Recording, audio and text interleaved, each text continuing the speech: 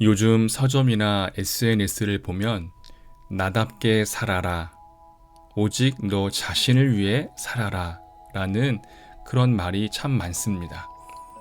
그런데 그렇게 치열한 일상 속에서 나를 찾으려 애쓰다 보면 왠지 모를 공허함과 불안감을 느낄 때가 있습니다. 왜 그럴까요?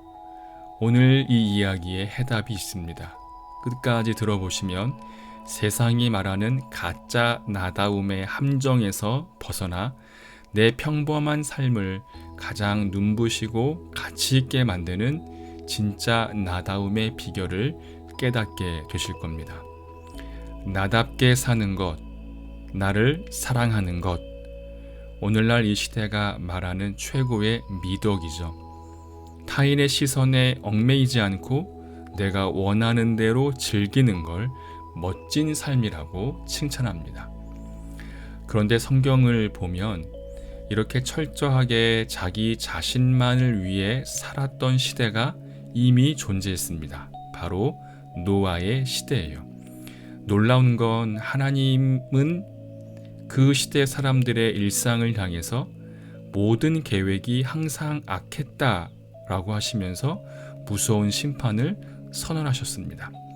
반면에 맑은 하늘 아래서 묵묵히 산 위로 나무를 나르던 노아를 향해서는 네가 내 앞에 의로움을 보였다라고 극찬하셨습니다. 여호와께서 노아에게 이르시되 너와 내 온 집은 방주로 들어가라.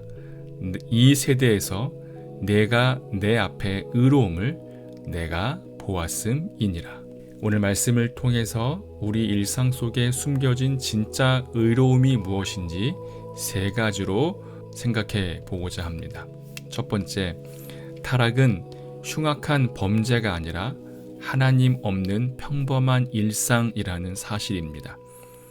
예수님이 노아 시대의 타락을 설명하실 때 살인이나 강도 같은 흉악한 범죄를 말씀하지 않으셨어요. 그저 사람들이 먹고 마시고 장가들고 시집갔다라고 하셨습니다. 사실 이건 인간이 살아가는 가장 보편적이고 평범한 일상이잖아요. 그럼 대체 무엇이 문제였을까요? 그들의 일상 속에 하나님이 빠져 있었던 것입니다. 철학자 한나 아렌트가 악의 평범성을 말했듯이 성경이 얘기하는 무서운 악은 내 삶에 하나님을 두기 싫어하는 영적인 무감각, 무책임입니다. 내 삶의 주인이 나라고 믿고 그저 내 배를 불리고 내 즐거움만 추구하는 그 평범한 하루하루, 그리고 그 책임을 아무에게도 돌리지 않고 살아가는 것, 그것이 영적인 눈으로 볼 때에는 끔찍한 타락의 현장인 것이죠. 그럼 타락의 반대는 뭘까요? 바로 의로움입니다. 그래서 두 번째, 성경이 말하는 의로움은 보이지 않는 약속을 현실로 살아내는 겁니다. 세상 사람들이 눈에 보이는 먹고 마시는 쾌락에 취해 있을 때 노아는 보이지 않는 일, 즉 하나님의 구원 약속을 바라봤습니다. 사람들의 조롱 속에서도 120년 동안 묵묵히 망치질을 할 수 있었던 힘은 바로 하나님을 향한 경외인 거죠. 당장 내일 비가 안 와도 내 눈앞에 홍수의 징조가 보이질 않아도 하나님의 말씀이니까 방주를 만들러 산 위로 올라가는 노아의 모습을 하나님은 의롭다라고 말씀하신 겁니다. 의인은 세상의 속도에 맞춰 걷는 사람이 아니라 보이지 않는 하나님의 시간표에 나의 오늘을 조정하는 사람입니다. 마지막 세 번째는 진정한 나다움은 오직 그리스도 안에 있을 때 완성된다는 겁니다. 세상은 끊임없이 마음 끌리는 대로 살라고 유혹하죠.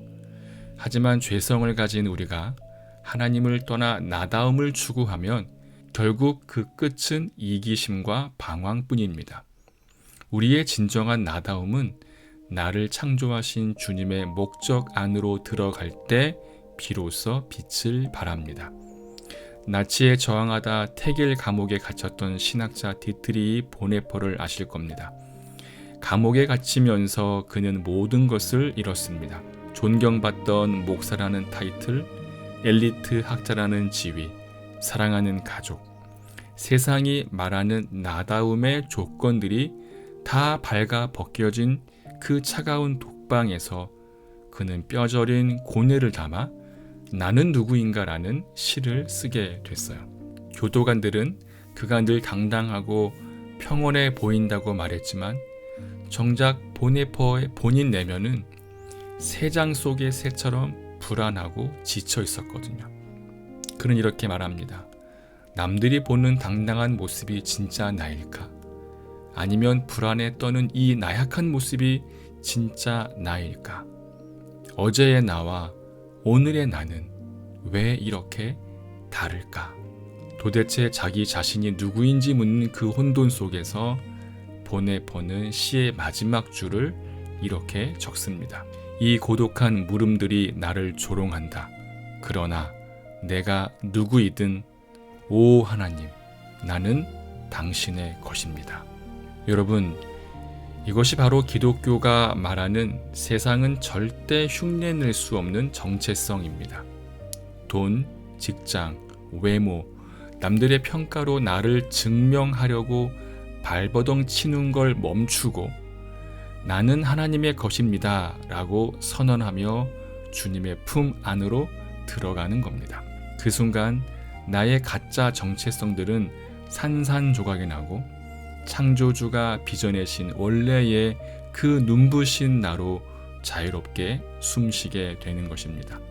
노아가 120년 동안 산 꼭대기에서 배를 만들 때 세상 사람들은 미치광이라고 손가락질했겠죠. 하지만 노아는 흔들리지 않았습니다. 그의 정체성은 사람들에게 인정받는 노아가 아니라 하나님께 속한 노아였으니까요.